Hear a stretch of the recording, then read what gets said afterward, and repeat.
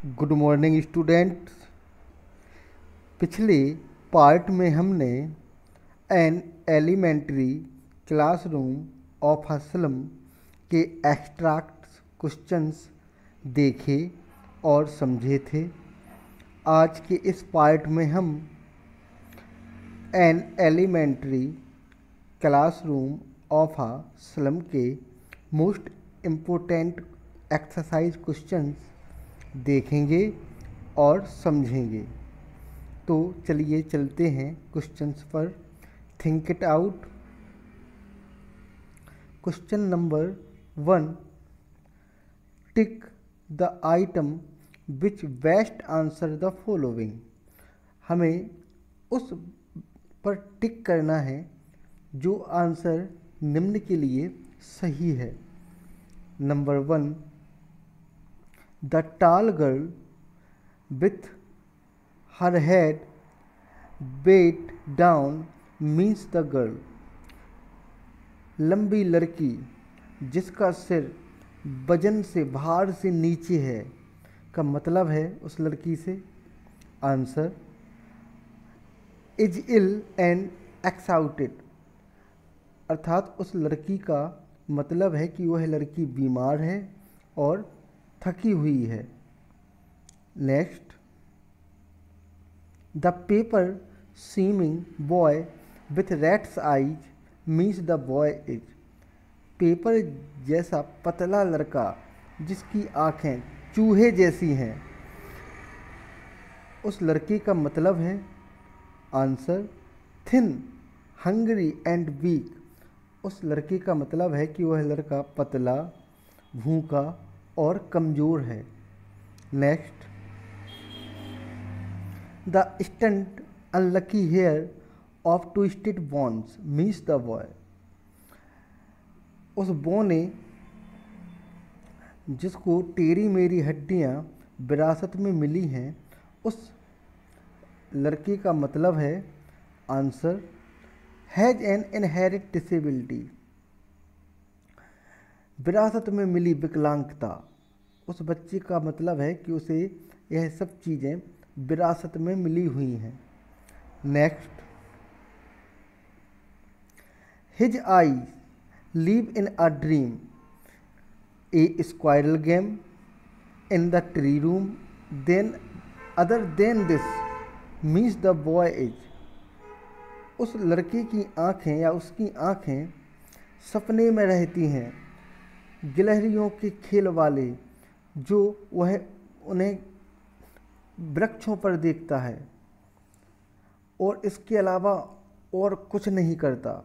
Means the boy is, इसका मतलब है उस लड़के से डिस्ट्रैक्ट फ्रॉम द लेसन, वह अपनी कक्षा से विचलित हो रहा है, अर्थात वह अपनी कक्षा में पढ़ना नहीं चाहता है। Next, the children's faces are compared to rootless beats this mean they. बच्चों के चेहरों की तुलना रूटलेस बीट्स, जड़हीन खरपतवार से की गई है। इसका मतलब है कि वे आंसर आर बास्टर्ड्स, इसका मतलब है कि वे सब बेकार हैं। Question number 2, what do you think is the colour of sour cream. आपको क्या लगता है कि सॉर क्रीम का रंग क्या है। Why do you think the poet has used this expression to describe the classrooms walls.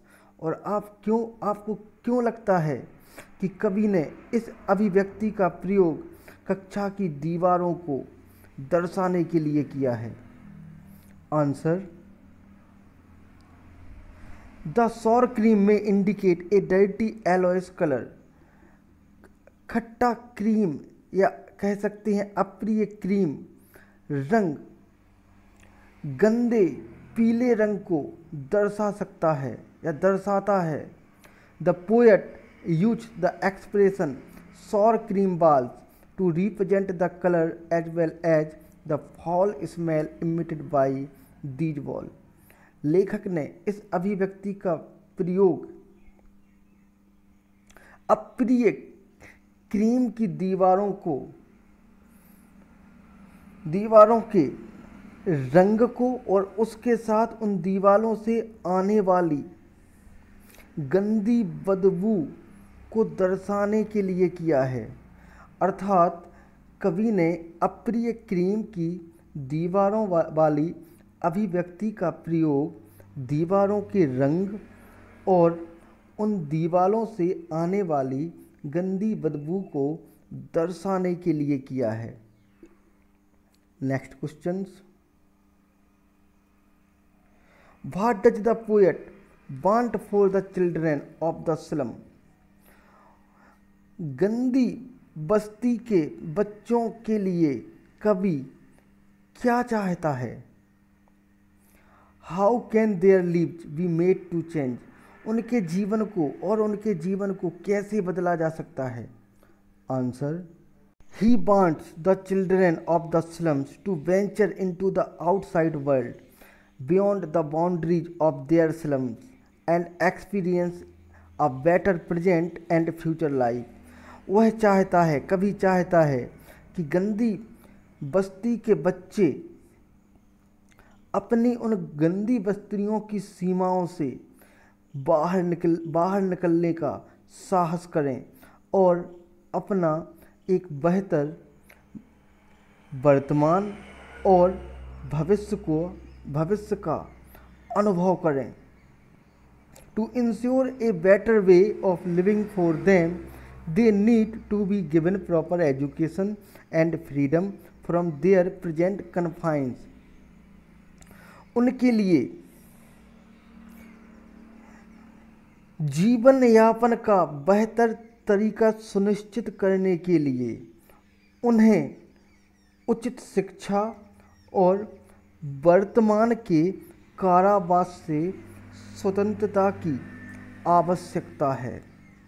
अर्थात उनके लिए जीवन यापन का बेहतर तरीका सुनिश्चित करने के लिए उन्हें उचित शिक्षा या बेहतर शिक्षा और उनके वर्तमान कारावास से मुक्त होने की या स्वतंत्र होने की आवश्यकता है। Subscribe now and press the bell icon. Never miss an update.